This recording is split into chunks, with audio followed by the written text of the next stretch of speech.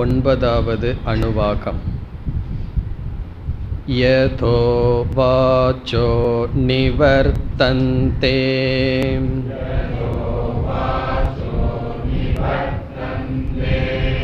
அப்ராப்ய மனசா சக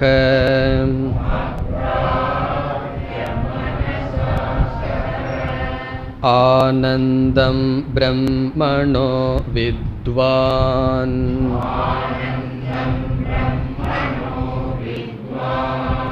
ந பிபேதி குதஸ்ச நேதி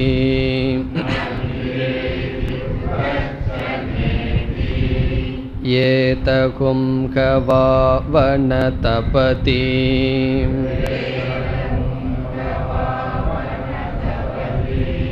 கிமஹகும் சாதுனா கரவம்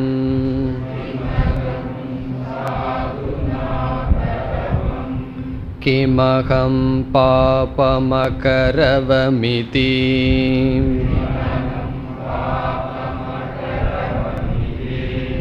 சய ஏவம் வித்வானேதே ஆத்மானக் ஸ்ப்ருணுதே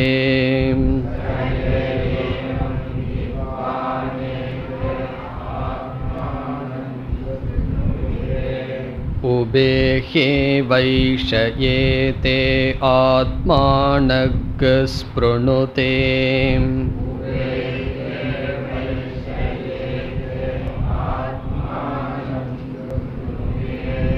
ய ஏவம் வேத இத்யுபநிஷத்.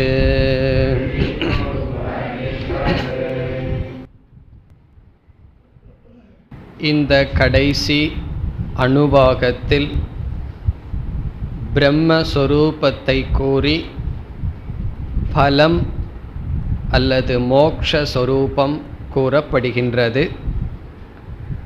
யதோ வாச்சோ நிவர்த்தந்தே, எந்த பிரம்மனிடமிருந்து சொற்களானது திரும்பி வந்து விட்டதோ. எப்படி திரும்பி வந்தது? அப்ராப்ய மனசா சக, சொற்கள் பிரம்மத்தை விளக்கி திரும்பி வந்ததா என்றால் அப்ராப்ய, பிரம்மத்தை விளக்க முடியாமல் சொற்கள் திரும்பி வந்தன. மனசா சக, மனதுடன். இதனுடைய பொருள், சொல்லும் மனதும் பிரம்மத்தை ஒரு விஷயமாக கிரகிக்கவில்லை. மனம் சில பொருள்களை கிரகிக்கும், ஒரு பொருளாக கிரகிக்கும், அவ்விதத்தில் பிரம்மத்தை கிரகிக்கவில்லை. இந்த உலகத்தில் இருக்கின்ற பல பொருள்களையும் தத்துவங்களையும் விளக்குகின்ற சொற்கள் பிரம்மத்தை விளக்க முடியவில்லை. இதை நாம் எப்படி பார்த்தோம்? நேரடியாக சொல்லுக்கு பிரம்மத்தை விளக்குகின்ற சக்தி இல்லை. லக்ஷணை முறைப்படி உபனிஷத் சொல்லை கையாளுகிறது என்று பார்த்தோம். இனி ஆனந்தம் பிரம்மணோ வித்வான், பிரம்மணக ஆனந்தம் வித்வான், பிரம்மத்தினுடைய ஆனந்தத்தை அறிபவன். இந்த இடத்தில் பிரம்மத்தினுடைய ஆனந்தம் என்பதற்கு பிரம்மன் வேறு ஆனந்தம் வேறு என்பது பொருளல்ல என்றும், ஆனந்த சொரூபமாக பிரம்மத்தை அறிபவன் என்ன பலனை அடைகின்றான்? ந பிபேதி குதஸ்சன, எதிலிருந்தும் பயத்தை அடைவது இல்லை. இதற்கு முன் பயம் மட்டும் இல்லாமல் இருப்பது உபாசனா பலம், பயத்திற்கான காரணமும் இல்லை என்பது மோக்ஷ பலம். பிறகு இதி என்ற சொல் இருக்கின்றது. அது சென்ற மந்திரத்தில் சொன்ன ததப்யேஷ ஸ்லோகோ பவதி என்ற ஸ்லோகத்தினுடைய ரிக் மந்திரத்தினுடைய முடிவை காட்டுகிறது. அதற்கு பிறகு ஏதகும்ஹவாவ ந தபதி, மோக்ஷம் என்றால் என்ன என்பது இங்கு விளக்கப்படுகிறது. இப்படிப்பட்ட பலனை ஞானி அனுபவிக்கின்றான். எப்படிப்பட்ட பலன்? ஏதம், இந்த ஞானியை, ந தபதி, இப்படிப்பட்ட சிந்தனையானது அவனை எரிக்காது, வாட்டாது, துக்கத்துக்கு உட்படுத்தாது. எப்படிப்பட்ட எண்ணங்கள் ஞானியை வாட்டுவதில்லை? கிம் அகம் சாது ந அகரவம், நான் ஏன் சாது நல்லது செய்யவில்லை, புண்ணியத்தை செய்யவில்லை. கிம் பாபம் அகரவம், நான் ஏன் பாபத்தை செய்தேன். இதி என்பது சிந்தனையை குறிக்கின்றது. இப்படிப்பட்ட எண்ணத்தினால் ஒருவன் தாபத்தை அடைவதில்லை. பிறகு அடுத்த பகுதியில் பார்த்தோம், சய ஏவம் வித்வான் ஏதே ஆத்மானம் ஸ்பிருணுதே. யக எவனொருவன் ஏதே பாபத்தையும் புண்ணியத்தையும் ஆத்மானம் வேத என்றால் அல்லது வித்வான் தானாகவே தெரிந்து கொள்கின்றானோ, ஸ்பிருணுதே அந்த இடத்துலையும் ஆத்மானம்ங்கிற சொல்லை சேர்த்தி கொண்டு தன்னை பலப்படுத்துகின்றான், தன்னை பிரீணயதி தன்னிடத்தில் மகிழ்ச்சியை அடைகின்றான். இதுவரை சென்ற வகுப்பில் பார்த்தோம். இப்பொழுது மேலும் நாம் தொடர வேண்டும். இங்கு மோக்ஷ பலம் என்பது நம்முடைய எண்ணங்கள் நம்மை தாக்காமல் இருத்தல். எப்படிப்பட்ட எண்ணங்கள்? நான் ஏன் இதை செய்தேன், நான் ஏன் இதை செய்யவில்லை என்ற எண்ணங்களினால் தாக்கப்படாமல் இருத்தல். இதில் ஆங்கிலத்தில் சொன்னோம்னா கில்ட் ஃபீலிங்னு சொல்கிறது. கில்ட் என்றால் குற்ற உணர்வு. இந்த குற்ற உணர்வு சம்சாரம் என்று இங்கு வர்ணிக்கப்படுகின்றது. ஒரு ஆராய்ச்சியாளர் சொல்றார், ஒரு மனிதனுடைய மனதில் குற்ற உணர்வை நீக்கிவிட்டால் என்ன இருக்கும் என்றால் அமைதி என்று ஒரு சிந்தனைவாதி கூறுகின்றார். அவர் உபனிஷத்தெல்லாம் படிக்கல, இருந்தாலும் சிந்தித்து சொல்கின்றார். அதுதான் உபனிஷத் இங்கு சொல்கின்றது, குற்ற உணர்வு அவனுக்கு இருக்காது. நம்முடைய துக்கத்துக்கு என்ன காரணம்? குற்ற உணர்வு நமக்கு இருக்கின்றது, அது இல்லை என்று இங்கு மோக்ஷ பலம் சொல்லப்பட்டது. உபனிஷத் மீண்டும் எதனால், யாது காரணத்தினால் ஒருவனுக்கு இப்படிப்பட்ட சம்சாரம் வருவதில்லை என்று காரணத்தை சொல்கின்றது. என்ன காரணம்? யக எவனொருவன் ஏதே பாபத்தையும் புண்ணியத்தையும் ஆத்மானம் வித்வான் தானாகவே அறிகின்றானோ என்று, பாப புண்ணியத்தை தன்னிடமிருந்து வேறாக பார்ப்பதில்லை. தன்னிடமிருந்து வேறாக பார்க்காத காரணத்தினால் அவைகள் இவனுக்கு துக்கத்தை கொடுக்கவில்லை என்பது பொருள். சய ஏவம் வித்வானேதே ஆத்மானம் ஸ்பிருணுதேங்கிற வாக்கியமானது எதற்கு இங்கு வந்துள்ளது என்றால், எந்த காரணத்தினால் பாப புண்ணியம் இவனுக்கு துக்கத்தை கொடுப்பதில்லை என்பதை உபனிஷத் காட்டுகிறது. எப்படி? அவைகளிடம் பேதத்தை இவன் பார்ப்பதில்லை. இதனுடைய பொருள் என்னவென்றால், எந்த ஒரு பொருள் இருக்கிறது என்று சொன்னால் அந்த இருத்தல் என்னிடமிருந்து தான் செல்கிறது. பாம்பு இருக்கிறது என்று சொன்னால் அந்த இருத்தல் பாம்பை சார்ந்ததல்ல, கயிற்றை சார்ந்தது. அதுபோல் நான் அனைத்துக்கும் அதிஷ்டானமாக இருக்கின்றேன், அப்படிப்பட்ட என்னிடமிருந்து தான் அனைத்தும் இருத்தலும் இருக்கின்றது என்று எதையும் வேறாக பார்ப்பதில்லை. இன்னும் சொல்ல வேண்டுமென்றால் சுருக்கமான இதனுடைய கருத்து, துவைத தர்சனம் இல்லை, அத்வைத தர்சனம் அவனுக்கு இருக்கின்றது. இருமை அவனிடம் இல்லை. இருமையை மித்யா என்று புரிந்து கொண்டான். அதான் இதனுடைய சாரம். நம்ம மேலோட்டமாக படித்தா இதனுடைய சாரம் நமக்கு தெரியாது. எப்படி பாப புண்ணியத்தை தன்னிடமிருந்து வேறாக பார்ப்பதில்லைங்கிறதுக்கு அர்த்தம் நமக்கு புரியாது. அதனுடைய கடைசியான கருத்து என்னவென்றால், துவைத தர்சனம் இல்லை. அதனால் அவன் எதனிடமிருந்தும் துக்கத்தை அனுபவிப்பது இல்லை. இவ்விதம் யக யாரொருவன் பாபத்தையும் புண்ணியத்தையும் தானாகவே பார்க்கின்றானோ சக ஆத்மானம் ஸ்பிருணுதே. இங்கே ஒரு ஆத்மானம்ங்கிற சொல்லு தான் இருக்கு, அதை 2 இடத்துல போட்டுக்கணும். எப்படி? பாபத்தையும் புண்ணியத்தையும் தானாக பார்ப்பவன் தன்னை ஸ்பிருணுதே. தன்னை ஸ்பிருணுதேங்கிறதுக்கு 2 பொருள் பார்த்தோம். அதனுடைய விளக்கத்தை இப்பொழுது பார்க்கலாம். முதல் பொருள் பிரீணயதி, தன்னை அவன் நேசிக்கின்றான். இதுவும் மோட்ச பலன்.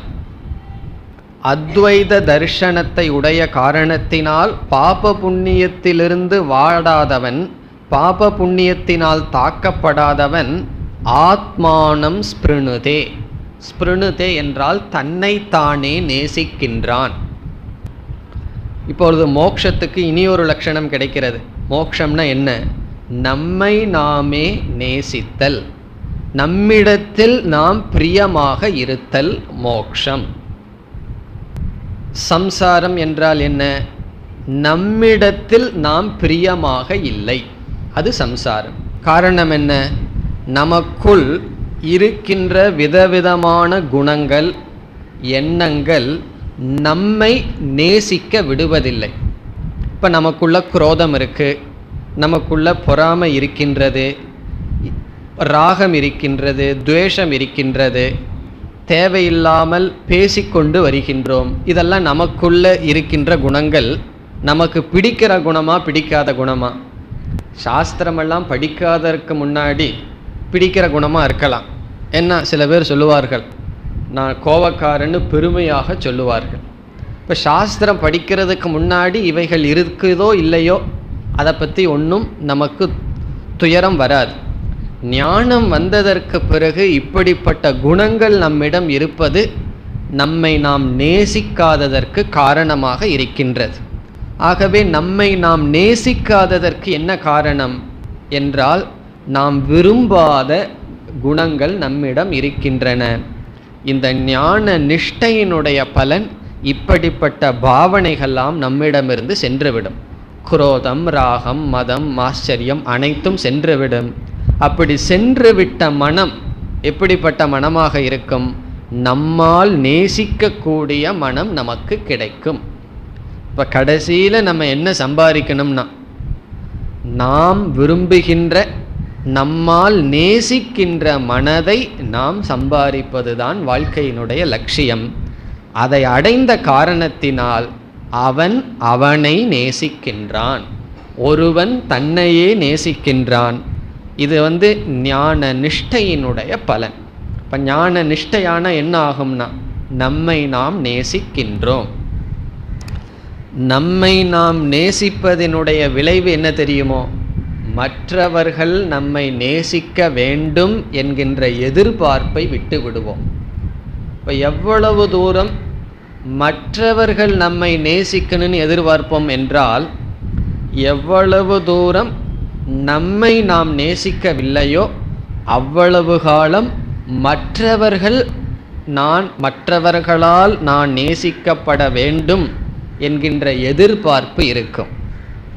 இந்த உண்மை ஒரு உதாரணத்தில் நாம் புரிந்து கொள்ளலாம். கர்ணனுடைய வாழ்க்கையில் அவனுக்கு நான் க்ஷத்ரியன் என்று தெரியாத வரை அவன் என்ன எதிர்பார்த்து கொண்டிருந்தான்? எல்லோருமே என்னை க்ஷத்திரியன் என்று சொல்ல வேண்டும் என்று எதிர்பார்த்து கொண்டிருந்தான்.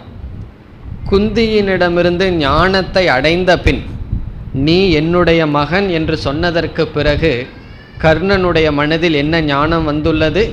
நான் க்ஷத்திரியன் என்ற ஞானம் விட்டது. அதற்கு பிறகு அதுவரை அவனுடைய வாழ்க்கையில் என்ன போராட்டம்? என்னை க்ஷத்திரியன் என்று எல்லோரும் சொல்ல வேண்டும் என்று சொல்லியிருந்த கர்ணன் தான் க்ஷத்திரியன் என்று தெரிந்ததற்கு பிறகு குந்தியிடம் கேட்கின்றான், இந்த விஷயத்தை யாரிடமும் சொல்லாதே. அவனுடைய வாழ்க்கை பூரா எதற்காக போராடி வந்தான்? எனக்கு க்ஷத்திரிய குணம் இருக்கிறது, என்னை எல்லோரும் க்ஷத்திரியன் என்று அங்கீகரிக்கப்பட வேண்டும் என்ற கர்ணன் தான் க்ஷத்திரியன் என்று தெரிந்ததற்கு பிறகு இந்த உலகமே என்னை அங்கீகரிக்கப்பட வேண்டாம். காரணம், அவனை அவன் அங்கீகரித்து விட்டான். அதனுடைய விளைவு என்ன?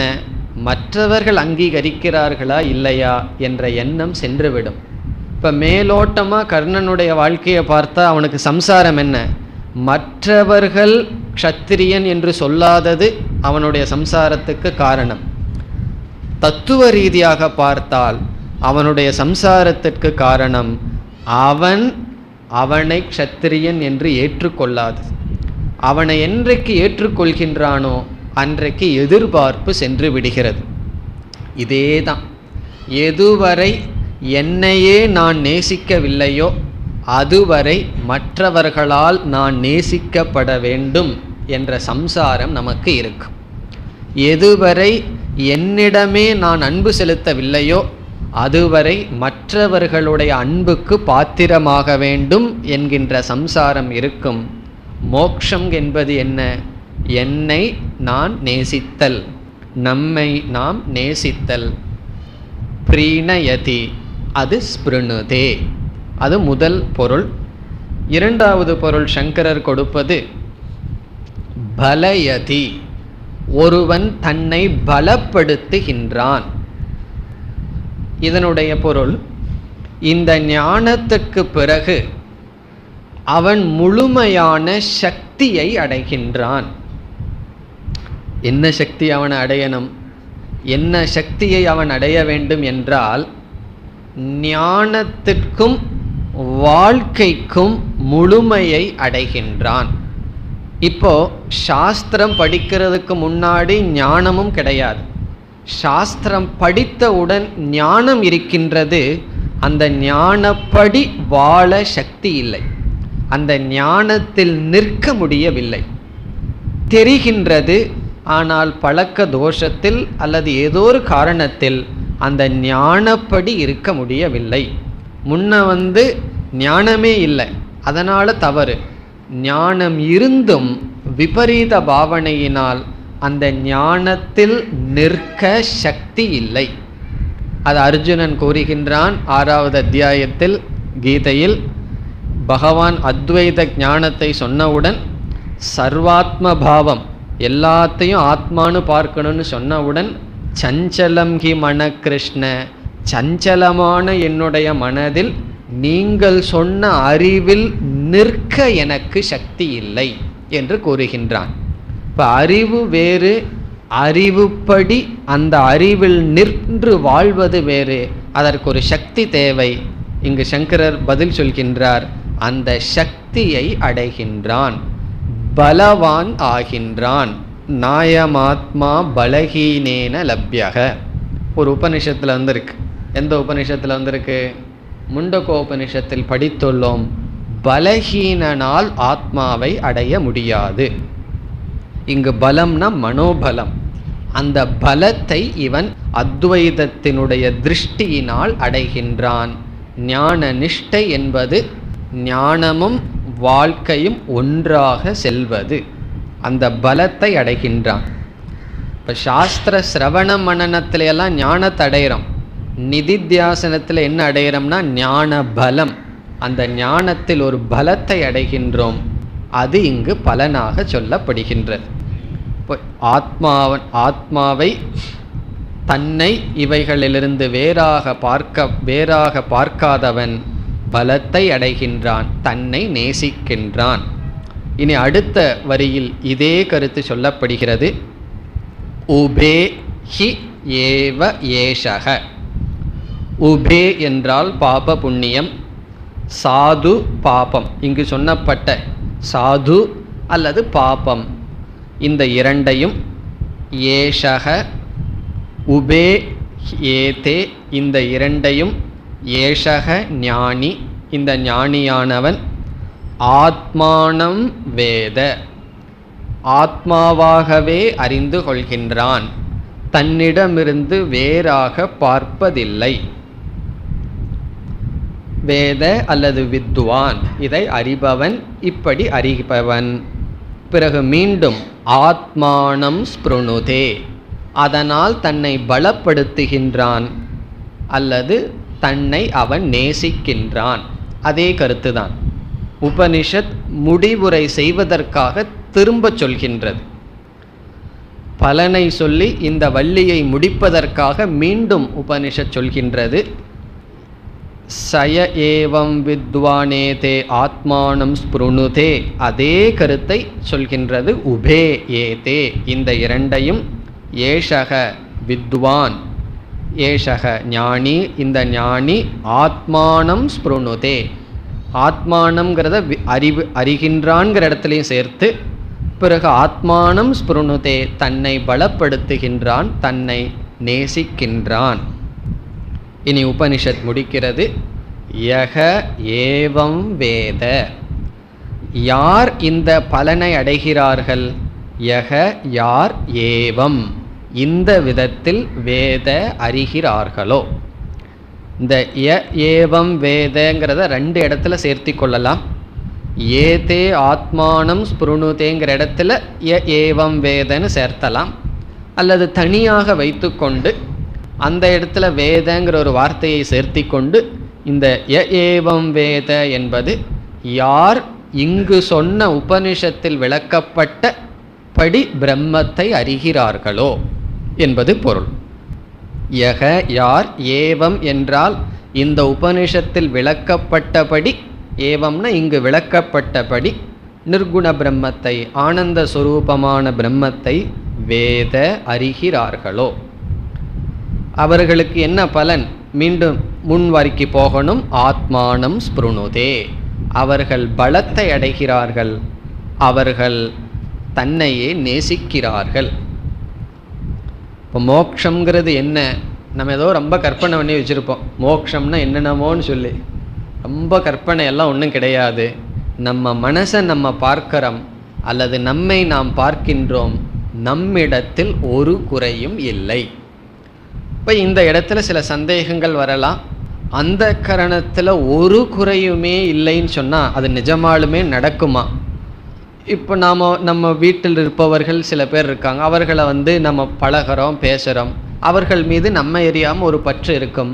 மற்றவர்கள்னால் வேறு விதமான சிந்தனை இருக்கும். அது எப்படி முழுமையாக ராகத்வேஷம் செல்லுமா என்றால் பல கோணத்தில் இது பதில் சொல்லலாம் அல்லது புரிந்து கொள்ளலாம். ஒன்று, உண்மையிலேயே ராகத்வேஷம் முழுமையாக சென்றுவிடும், மனம் அப்படி சாத்விக குணத்தை அடையும் என்று. அல்லது நம்முடைய மனதில் எவ்வளவு தூரம் மன தூய்மையை அடைகிறோம் என்றால், மனதில் தோன்றுகின்ற எண்ணங்கள் என்னுடையது அல்ல, இது என்னுடைய மனதில் தோன்றுவது அல்ல என்ற அளவுக்கு ஞானத்தை அடைய வேண்டும். உதாரணமாக நம்ம இனியொருவருடைய சரீரத்தை பார்க்குறோம். பார்க்கும்போது நமக்கு என்ன நினைப்போம்? அது அவருடைய உடல், என்னுடைய உடல் அல்ல என்று தெளிவாக தெரிகிறது. இனியொருவருடைய மனதில் காம குரோதம் இதைகளெல்லாம் பார்க்குறோம். மனசில் இருக்கிற காம குரோதம் லோபத்தெல்லாம் பார்க்குறோம்னு சொன்னால் அதை நேரடியாக பார்க்க முடியாது. அவருடைய செயலிலிருந்து புரிஞ்சுக்கிறோம். இவர் பொறாமையினால் இப்படி பேசுகிறார், காமத்தில் இப்படி பேசுகிறார், குரோதத்தில் இப்படி பேசுகிறார்னு தெரிகிறது. இனியொரு மனசில் அப்படிப்பட்ட காமக்ரோதமெல்லாம் இருக்கிறது தெரிஞ்சால் நமக்கு ஏதாவது ஒரு பாதிப்பு வருமா? காரணம், அது இனியொரு மனசு, நான் வேடிக்கை பார்க்குறேன், அந்த மனசில் அது இருக்குது. அதே விதத்தில் இந்த மனதில் நமக்கு பகவான் கொடுக்கப்பட்டுள்ள மனசில் ஏதாவது விருப்பு வெறுப்புகள் இருந்தாலும் அதுவும் என்னுடைய விருப்பு வெறுப்பல்ல, அது இந்த அந்தக்கரணத்தில் இருக்கின்ற தர்மம், நான் அதற்கு சாட்சி. பிரகாசம் ச பிரவருத்திம் ச மோகமேவச்ச பாண்டவ அப்படின்னு குணாதீத லட்சணத்தில் பகவான் என்ன சொல்கிறார்? ஞானிக்கும் கூட, ஞான நிஷ்டை அடைந்தவனுக்கும் கூட மனதில் 3 குணங்கள் மாறி மாறி வந்து கொண்டே இருக்குமா. அவன் அதையை சாட்சியாக பார்க்கின்றான். இப்போ நம்ம மனசில் எல்லா நேரத்திலையும் சத்துவ குணம்தான் வரணும், எல்லா நேரத்திலையும் அமைதியாக இருக்கணும்னு எதிர்பார்க்கிறதே தவறு. அப்படி எதிர்பார்த்தா அந்த மனசை நம்மோட சம்பந்தப்படுத்திடுறோம். இந்த உலகத்தில் எத்தனையோ மனசு இருக்குது, அதில் இதுவும் ஒரு மனசு. இந்த மனசில் சில சமயம் சத்துவ குணம் இருக்குது, சில சமயம் ரஜோகுணம் இருக்குது, சில சமயம் தமோ குணம் இருக்குது. இருந்துட்டு போகட்டுமே. இந்த மனசில் இருந்தால் அது என்னை பாதிக்கவில்லை, இந்த ஞானத்தை அடையணும். இதில் ரொம்ப கவனமாக இருக்க வேண்டிய இடம் இது. காரணம் என்ன தெரியுமோ? மனசில் எல்லா குறையும் வச்சுட்டு இருக்கட்டுமே, இது என்னுடைய மனசு இல்லையே.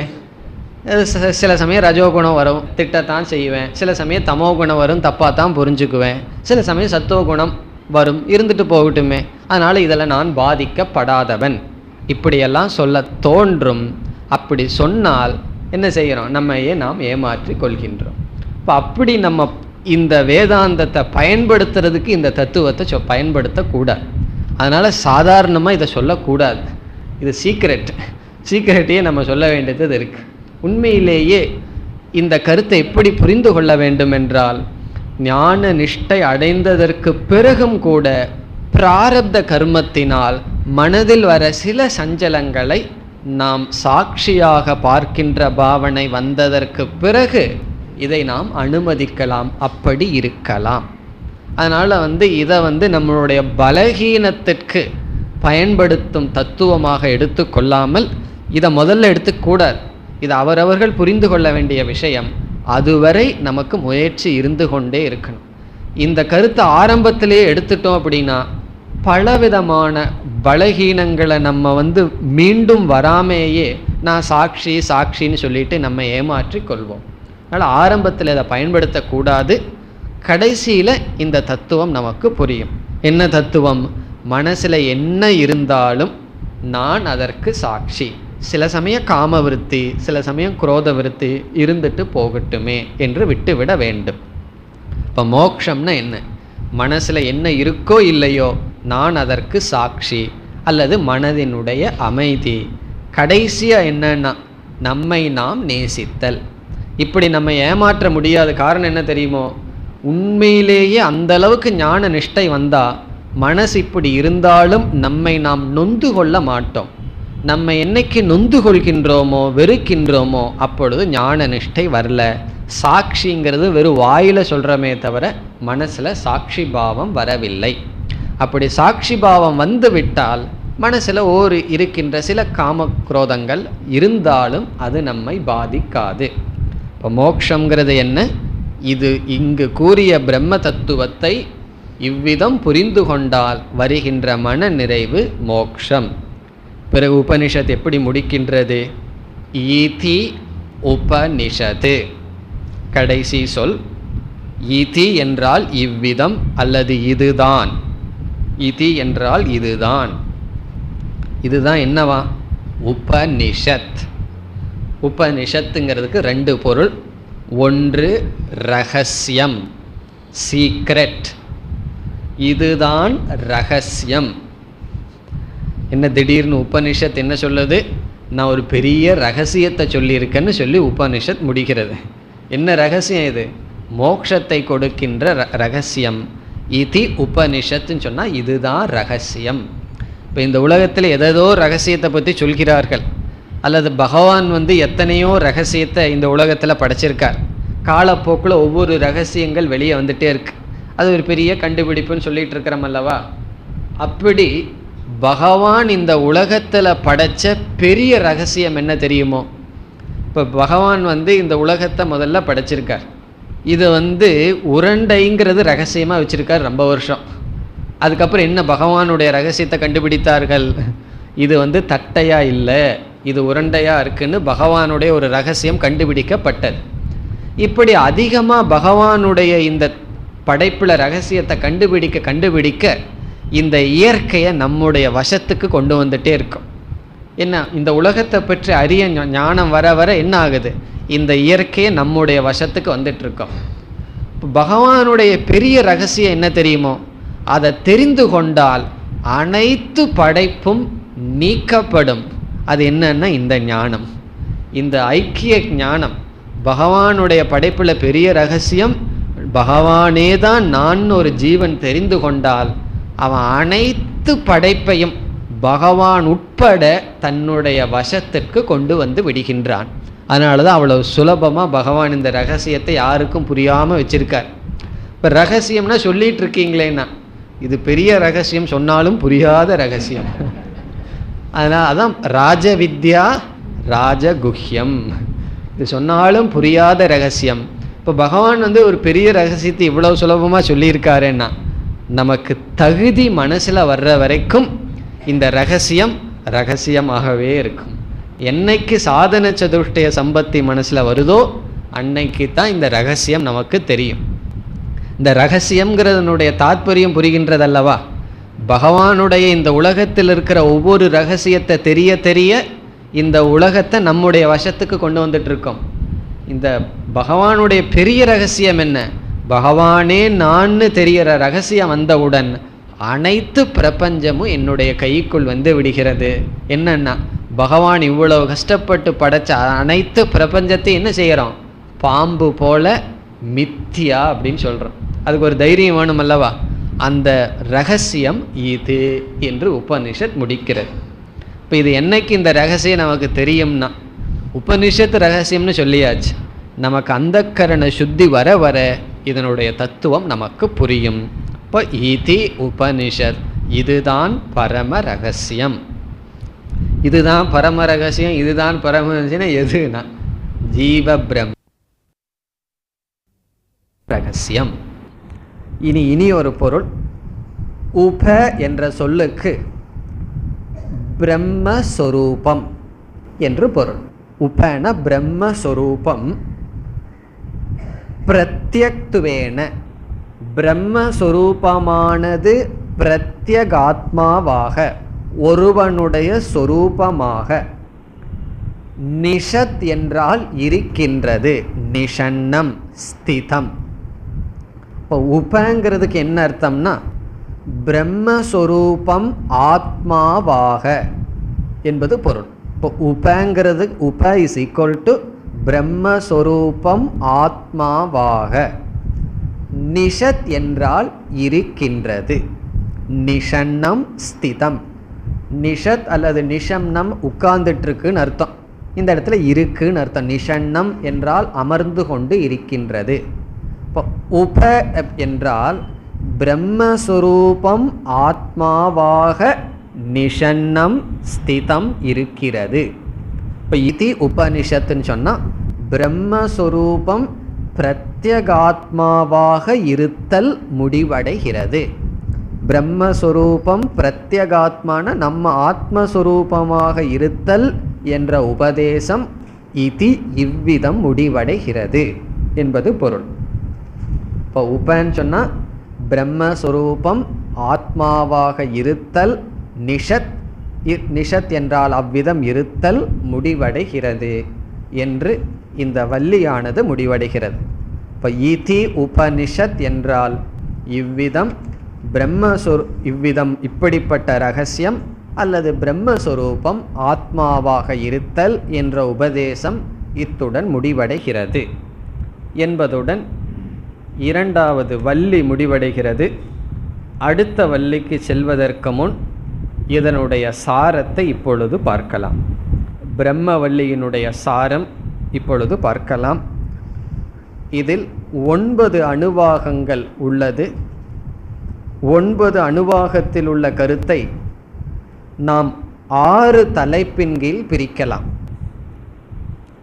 முழு பிரம்மவல்லியை 6 ஹெட்டிங் 6 தலைப்பில் பிரிக்கிறோம். இந்த 6 தலைப்பு உங்கள் மனசில் இருந்ததுன்னு சொன்னால் என்ன மனசில் இருக்கும்? முழு பிரம்மவல்லி இருக்குன்னு அர்த்தம். இப்போ 9 அணுவாகத்தை நாம் ஒவ்வொரு அணுவாகமாக செல்லாமல் 6 தலைப்பின் கீழ் பிரிக்கலாம். முதல் தலைப்பு சூத்திர வாக்கியம். முதல் அணுவாகத்தில் இருப்பது சூத்திர வாக்கியம். ஞாபகம் இருக்கோ என்ன சூத்திர வாக்கியம்? இதெல்லாம் நான் குவிஸ் கேட்குற மாதிரி தான் கேட்கணும். சூத்திர வாக்கியம் என்ன? பிரம்மவிது ஆப்னோதி பரம்.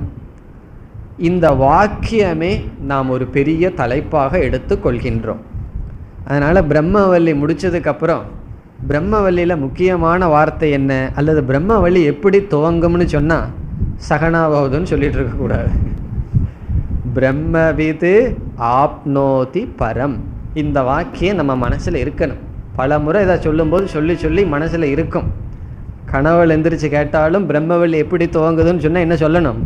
பிரம்மவித் ஆப்னோதி பரம்னு சொல்லணும். இது சூத்திர வாக்கியம். இந்த ஒரு வாக்கியத்தை தான் நம்ம இவ்வளவு காலம் பார்த்தோம். இந்த வாக்கியத்தை ஆரம்பித்து இதி உபனிஷத்துங்கிற வரைக்கும் இந்த ஒரே சூத்திர வாக்கியம்தான். இந்த சூத்திர வாக்கியத்துக்குள்ளதான் என்ன இருக்கு? அடுத்த தலைப்பு விருத்தி வாக்கியம். இரண்டாவது தலைப்பு விருத்தி வாக்கியம். விருத்தி வாக்கியம்னா சூத்திர வாக்கியத்தை சுருக்கமாக விளக்குகின்ற வாக்கியம் அர்த்தம்.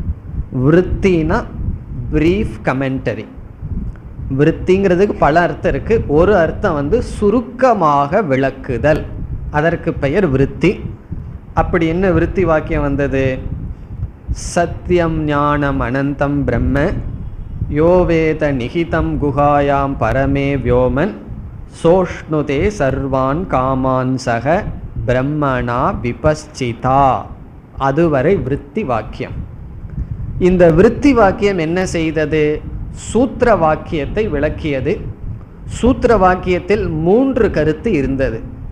ஒன்று விஷயக பிரம்ம, பொருள். இங்கு நாம் விசாரம் செய்கின்ற பொருள் பிரம்ம.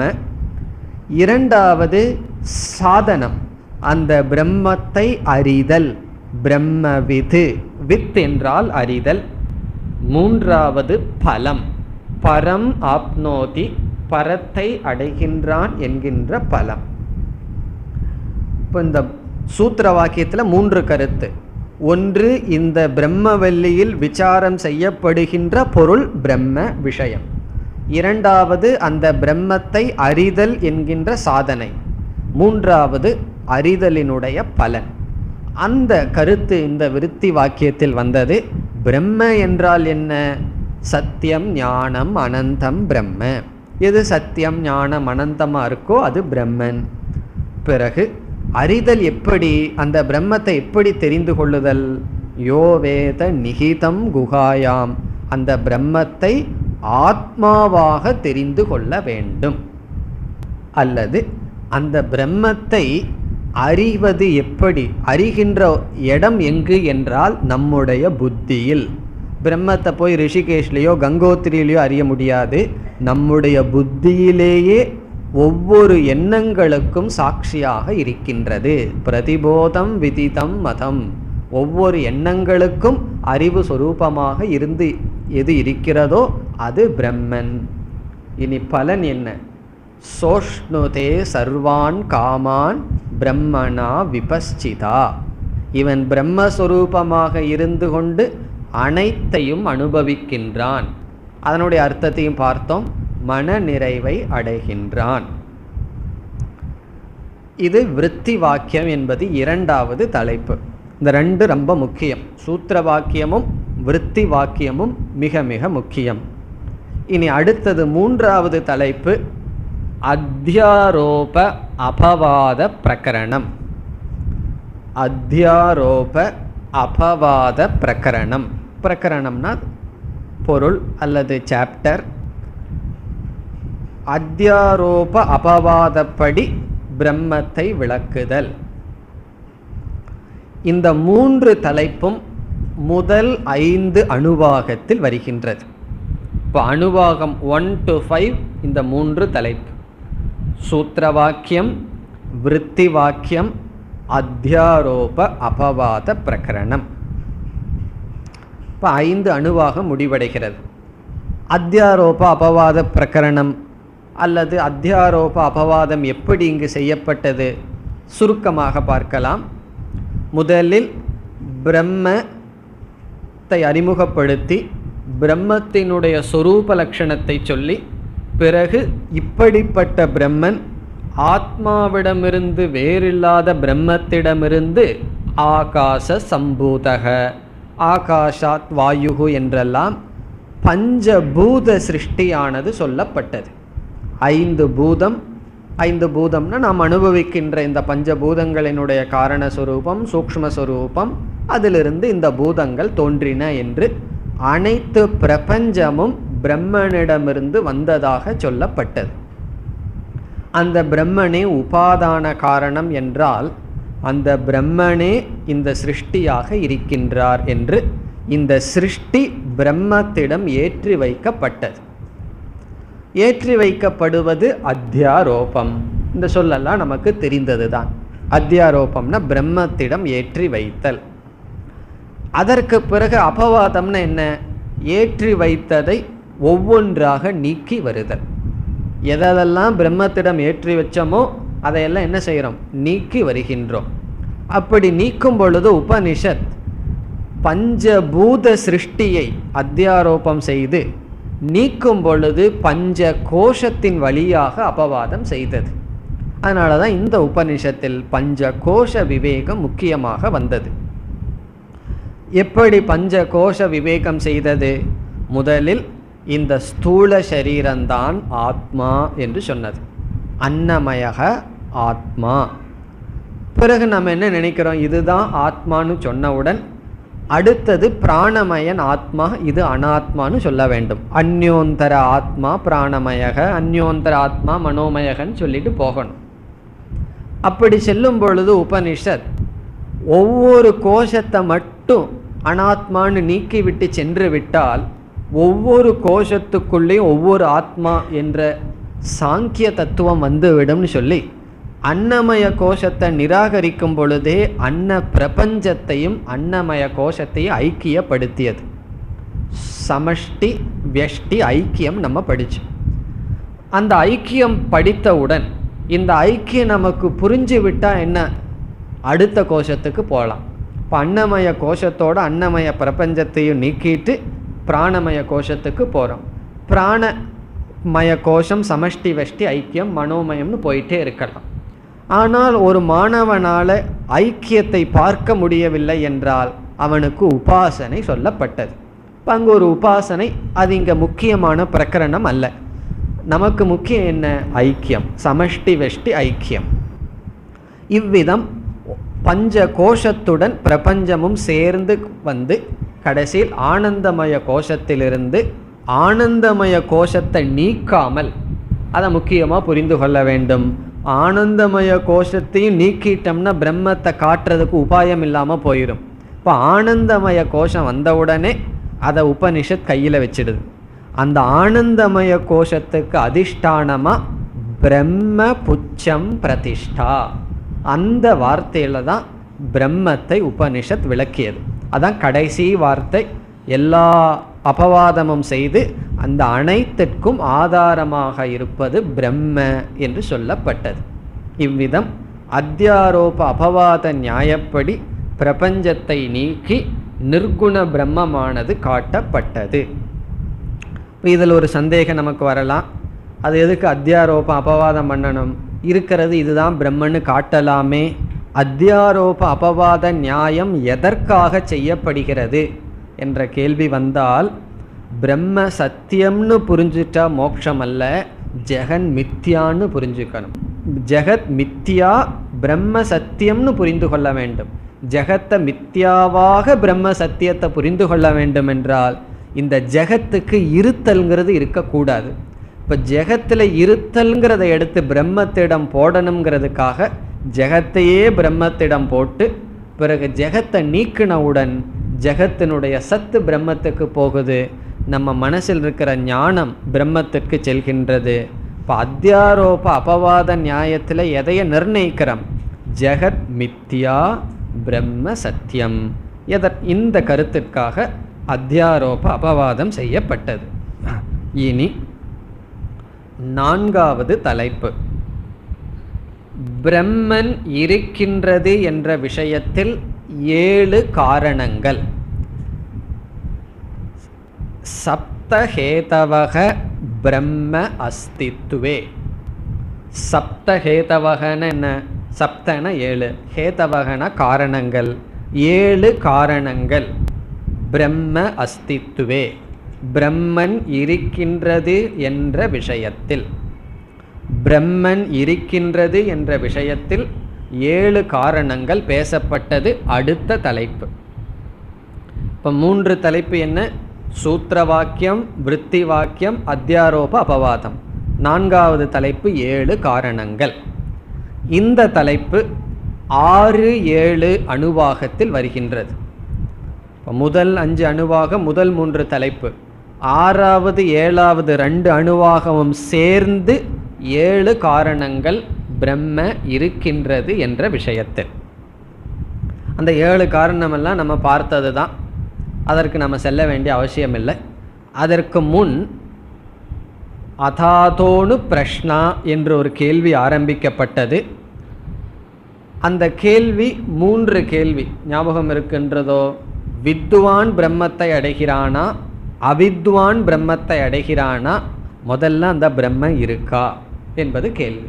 இப்போ அந்த பிரம்ம இருக்குங்கிறதுக்கு இந்த 7 பகுதிகள். இந்த 7 பகுதிகளில் பிரம்ம இருக்குன்னு சொல்லி முடித்ததற்கு பிறகு வித்வான் அடையிறானா இல்லையாங்கிற கேள்விக்கு உபனிஷத் முக்கியத்துவமே கொடுக்காம 8வது அணுவாகத்தின் கடைசியில் அன்னமயம் ஆத்மானம் உபசங்கிராமதிங்கிற பகுதியில் வித்வான் பிரம்மத்தை அடைகிறான், அவித்வான் அடைவதில்லை. காரணம் என்ன? வித்வான் இந்த ஞானத்தில் அடையிறான், அவித்வான் அஜ்ஞானத்தில் இழந்துள்ளான் என்று சொல்லப்பட்டது. ஸ்டூடெண்ட் ரொம்ப சீரியஸாக கேள்வியை கேட்டான், உபனிஷத்து அந்த கேள்விக்கு முக்கியத்துவமே கொடுக்கவில்லை. காரணம் என்ன? மீண்டும் பிரம்ம தத்துவத்தை சொன்னவுடன் அவனே புரிந்து கொள்கின்றான், இந்த கேள்வியில் அர்த்தம் இல்லை. அப்போ ஒரு பதில் என்னன்னா, நான் கேட்குற கேள்விக்கு பேஸ் இல்லைன்னு புரிஞ்சு கொள்வது தான் சரியான பதில். ஆனால் அதனால் உபனிஷத் அதற்கு நேரடியாக பதில் சொல்லவில்லை. ஆனால் எதற்கு பதில் சொல்லியது? பிரம்மன் இருக்கின்றது, இந்தந்த காரணத்தில் பார்க்கும் பொழுது பிரம்மத்தை ஏற்றுக்கொள்ளத்தான் வேண்டும் என்று நாம் பார்த்தோம். இனி 7 காரணமெல்லாம் நாம் பார்க்க போவதில்லை, பார்த்து முடித்து விட்டோம். இப்போல்லாம் மனசில் இல்லையேன்னா அது புஸ்தகத்தில் இருக்கும், நோட்ஸில் இருக்கும், பார்த்தா புரிஞ்சுக்கலாம். இனி அடுத்த தலைப்பு, 5வது தலைப்பு, ஆனந்த மீமாம்சா. ஆனந்த மீமாம்சானா என்னன்னு கேட்டக்கூடாது, நம்ம செஞ்சது தான். ஆனந்த மீமாம்சா 5வது தலைப்பு, 8வது அணுவாகம். ஆனந்த மீமாம்சான்னு சொன்ன உடனே உங்களுக்கு என்ன ஞாபகம் வரணும்? 3 கருத்து ஞாபகம் வரணும். ஞாபகம் வருதோ? இந்த ஆனந்த மீமாம்சா எதற்காக செய்யப்படுகிறது? ஆனந்த மீமாம்சா செஞ்சமான்னு கேட்டுறாதீங்க. செஞ்சால் மீமாம்சா செஞ்சவருக்கு துக்கம் வந்துடும். ஆனந்த மீமாம்சா விசாரம் செய்தோம், எதற்காக? 3 கருத்துன்னு பார்த்தோம். முதல் கருத்து, அந்த 3 மட்டும் ஞாபகப்படுத்தி கொள்ளலாம். முதல் கருத்து, ஆனந்த சொரூபம் ஆத்மா என்று நிலைநாட்டுவதற்காக. ஆத்மாவினுடைய சொரூபம் ஆனந்தம் என்று நிலைநாட்டுவதற்காக முதல் இந்த ஆனந்த மீமாம்சா செய்யப்பட்டது. எதற்கு ஆத்மாவினுடைய சொரூபம் ஆனந்தம்னு நிலைநாட்டணும் என்றால், இப்போ யாராவது இடம் போய் நான் மனுஷன்னு நிலைநாட்டணும்னு ஏதாவது முயற்சி பண்ணிட்டு இருப்போமா? காரணம், நம்ம யாரும் மிருகமாவோ நாயாவோ பேயாவோ பார்க்கறதில்ல. அப்படி பார்த்தா அவங்ககிட்ட போய் சொல்லணும் நான் மனுஷன்னு சொல்லணும். ஆனால் நான் நல்லவன்னு நிலைநாட்ட வேண்டியது இருக்குது. அப்பப்போ அந்த மாதிரி நம்ம இல்லாத காரணத்தினால். இப்போ ஆத்மா ஆனந்த ஸ்வரூபம்னு எதற்கு நிலைநாட்டணும் என்றால், நம்முடைய அனுபவத்தில் ஆனந்தம் வெளியே இருந்து வருகிறது என்று தோன்றுகிறது. இந்த குற்றம், இந்த மோகம் நமக்கு இருப்பதனால் ஆனந்தம் வெளியிருந்து வரவில்லை, அது ஆத்மாவினுடைய சொரூபம் என்று நாம் நிலைநாட்ட வேண்டும். அதற்கு இந்த மீமாம்சா பயன்படுத்தப்பட்டது. ஆனந்தம் என்பது பொருளிலிருந்து வரவில்லை, நம்மிடமிருந்து தான் வருகின்றது. அதெல்லாம் விளக்கமாக பார்த்தோம். இரண்டாவது தான் முக்கியமாக இந்த இடத்துல உபனிஷத் ஆனந்த மீமாம்சா மூலம் நமக்கு சொல்ல வருகின்ற கருத்து, வைராகியத்தினுடைய பெருமை. அதுதான் நம்ம நல்லா ஞாபகம் வச்சு கொள்ள வேண்டும். இந்த தைத்திரியத்தில் ஆனந்த மீமாம்சா எதற்கு உபனிஷத் செய்ததுன்னு சொன்னால், வைராகியத்தினுடைய பெருமையை காட்டுவதற்காக. எப்படி வைராகியத்தினுடைய பெருமையை உபனிஷத் காட்டியது என்றால், நமக்கு ஆனந்தம் வருகின்றது, சுகத்தை அனுபவிக்கின்றோம் என்றால் அந்த சுகத்திற்கு காரணம் மனதினுடைய அமைதி. மனதில் அமைதி அதிகரிக்க அதிகரிக்க ஆத்மாவினுடைய ஆனந்தம் தெளிவாக பிரதிபிம்பிக்கின்றது, வெளிப்படுகிறது. இப்போ ஆத்மா ஆனந்த ஸ்வரூபம், அந்த ஆனந்தம் எவ்வளவு தூரம் வெளிப்படும், எவ்வளவு தூரம் மனசில் அமைதி வருகின்றது. இந்த அமைதி எப்படி வரும் என்றால், மனதில் எந்த அளவுக்கு காமம் நீங்குகிறதோ அந்த அளவுக்கு அமைதி. இப்போ காமம் நீங்க நீங்க மனதில் அமைதி, மனதில் அமைதி அதிகரிக்க அதிகரிக்க ஆனந்தம் அதிகரிக்கிறது. இந்த காமம் 2 விதத்தில் நீக்கப்படும்னு பார்த்தோம். ஒன்று பொருளை அனுபவிப்பதனால், அந்த பொருளை அடைஞ்சிட்டோம்னா அந்த பொருளை பற்றி ஆசை போயிருமே. இனி ஒன்று அந்த பொருளில் இருக்கின்ற தோஷத்தை பார்ப்பதனால், அந்த பொருளை வேண்டான்னு நீக்குவதனால், அதை அனுபவிக்காமையே அந்த தோஷ தரிசனத்தினால அந்த பொருள் மீது வைராகியம் இருப்பதனால். இப்போ எப்படியும் கடைசியில் ஆனந்தத்துக்கு என்ன காரணம்னா மனசில் இருக்கிற ஆசை செல்வது. அப்போ நமக்கு என்ன சந்தேகம் வரும்?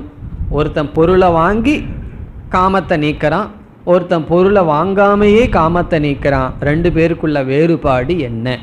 அதுதான் உபனிஷத் சொல்லியது.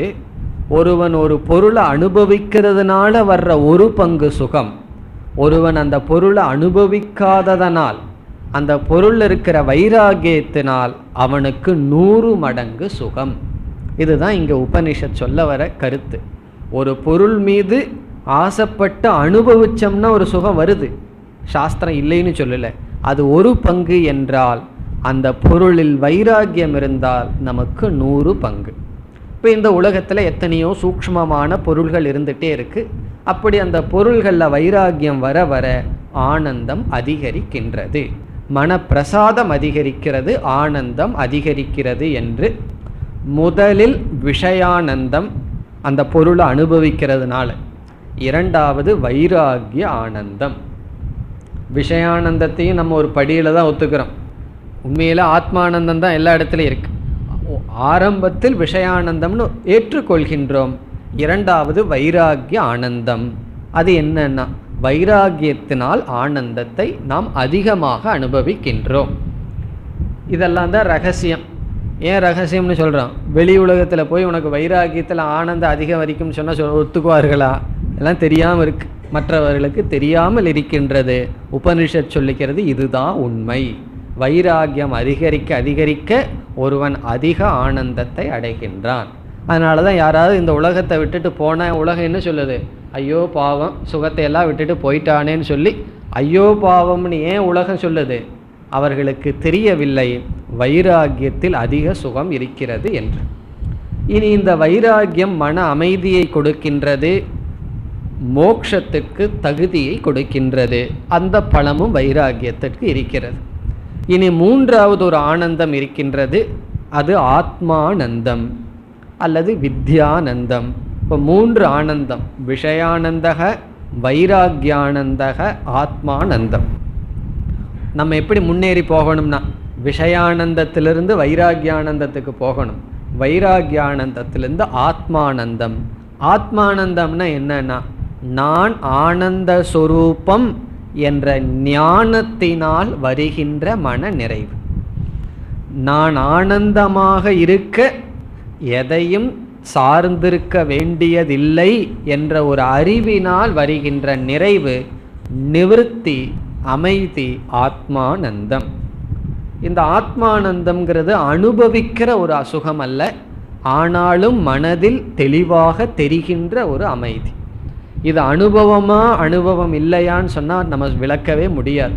ஆத்மானந்தம் அனுபவத்துக்கு உட்பட்டதா இல்லையான்னு சொன்னால் 2க்கும் பதிலே சொல்ல முடியாது. இது அனுபவம் இல்லை. காரணம் என்னன்னா, ஆத்மாவை ஒரு பொருளாக நம்ம அனுபவிக்கிறது இல்லை. அதே சமயத்தில் இந்த மன நிறைவை மனசு தெரிகின்றது, பிரத்யக்ஷமாக இருக்கிறது. ஆகவே இது அனுபவம். ஒரு கோணத்தில் அனுபவம், இனியொரு கோணத்தில் அனுபவம் இல்லை. அது ஆத்மானந்தம், வித்யானந்தக அல்லது பிரம்மானந்தம். இதுதான் இதனுடைய கருத்து. இனி கடைசியில் 8வது அணுவாகத்தினுடைய கடைசியில் சயச்சாயம் புருஷே சயச்சா சாவாதித்யே ச ஏகங்கிற ஐக்கியம் வந்தது. அதை நம்ம தனியான தலைப்பாக எடுத்துக்கொள்ளவில்லை. காரணம் என்னன்னா, ஏற்கனவே ஐக்கியத்தை உபனிஷத் சொன்னது. யோ வேத நிகிதம் குஹாயாம்னு சொல்லி அதை மீண்டும் இங்கு சொன்னது. அப்போ தைத்திரிய உபனிஷத்தில் மகா வாக்கியம் எங்கே என்று கேட்டால், 8வது அணுவாகத்தில் ஆனந்த மீமாம்சாவை முடித்து சயச்சாயம் புருஷேங்கிற இடத்துல எந்த ஒரு ஆனந்தம் மனிதனுக்குள் இருந்து மனிதனுடைய புத்தியை பிரகாசப்படுத்தி கொண்டிருக்கிறதோ, அதே எந்த ஒரு ஆனந்தம் ஹிரண்ய கர்ப்பனுக்கு இருந்து அதிகமாக இருக்கோ, இந்த இரண்டு ஆனந்தமும் ஒன்று என்று ஐக்கியம் பார்த்தோம். இந்த ஐக்கியத்தை முடிஞ்சதற்கு பிறகு அஸ்மான் லோகாத் பிரேத்திய, ஒருவன் மமகாரத்தை தியாகம் செய்து ஒவ்வொரு படியாக கடந்து செல்கின்றான், கடைசியில் ஆனந்த ஆத்மாவாக இருக்கின்றான் என்பது ஞான பலம். இங்கேயும் ஒரு முக்கியமான கருத்து என்றால், ஞானத்தில் ஒரேடியாக எல்லா கோஷமும் அனாத்மானு தெரிஞ்சுக்கிறோம். ஞானம் வந்ததற்கு பிறகு கொஞ்சம் கொஞ்சமாக அனாத்மானு தெரிந்து கொள்வதில்லை. முதல்ல கொஞ்சம்தான் அனாத்மானு தெரிஞ்சுக்கிறோம், அதுக்கப்புறம் இனி ஒன்றுங்கிறது கிடையாது. கயிறுனுடைய ஞானம் வந்தால் பாம்பனுடைய தலை முதல்ல போகுதா, வாள் முதல்ல போகுதா? முழு பாம்பு சேர்ந்து போய் விடுகிறது. அதே போல் பஞ்ச கோஷத்துக்கு அதீத ஆத்மானு தெரிஞ்சால் எல்லா கோஷமும் நீக்கப்படுகிறது. இது இருந்த போதிலும் விபரீத பாவனைகள் மெதுவாகத்தான் நீங்கும். அதனால் உபனிஷத் அதை மனசில் வச்சுட்டு ஒவ்வொரு கோஷத்தை தாண்டி செல்கின்றான். தாண்டி செல்கின்றான்ங்கிறதுக்கு அர்த்தம் பார்த்தோம். ஒவ்வொரு கோஷத்தை மித்தியாவாக்குகின்றான், நீக்கி கடந்து செல்கின்றான் என்று சொல்லப்பட்டு, பிறகு கடைசி 6வது தலைப்பு பலஸ்ருதி பிரயோஜனம். இனி ஒரே ஒரு அணுவாகம் தான் இருக்கு. என்ன அணுவாகம்? 9வது அணுவாகம், கடைசி அணுவாகம். அது இன்றைய வகுப்பில் நாம் பார்த்தது. எதோ வாச்சோ நிவர்த்தந்தேங்கிறதுல ஆரம்பித்து ந பிபேதி குதஸ்சனேதி. ந பிபேதி கதாச்சனன்னு சொன்னால் அது மேலோட்டமான பலம். குதஸ்சனன்னு சொன்னால் மோக்ஷம், அபயம் என்பது மோக்ஷம். பிறகு நம்ம பாப புண்ணியம், நாம் பாப புண்ணியத்தினால் தாக்கப்படாமல் இருப்பது இனி ஒன்று, அல்லது நம்மை நாம் நேசித்தல், எல்லாம் இன்றைய வகுப்பில் பார்த்த கருத்து. இவ்விதம் முதல் 5 அணுவாகத்தில் 3 தலைப்புகள் பார்த்தோம். சூத்திர வாக்கியம், விருத்தி வாக்கியம், அத்தியாரோப அபவாதம். பிறகு 4வது தலைப்பு பிரம்ம இருக்கின்றது என்பதற்கு 7 காரணங்கள், அது 6, 7 அணுவாகம். 5வது தலைப்பு ஆனந்த மீமாம்சா, 8வது அணுவாகம். 6வது தலைப்பு பலம் மோக்ஷம் அல்லது பலஸ்ருதி, அது 9வது அணுவாகம். இத்துடன் இந்த அணுவாகம் முடிவடைகிறது. அடுத்த வகுப்பில் அடுத்த பிருகுவல்லியை ஆரம்பிக்கலாம். ஓம் பூர்ணமத பூர்ணமிதம் பூர்ணாத் பூர்ணமுதச்யதே பூர்ணஸ்ய பூர்ணமாதாய பூர்ணமேவாவசிஷ்யதே. ஓம் சாந்தி சாந்தி சாந்தி.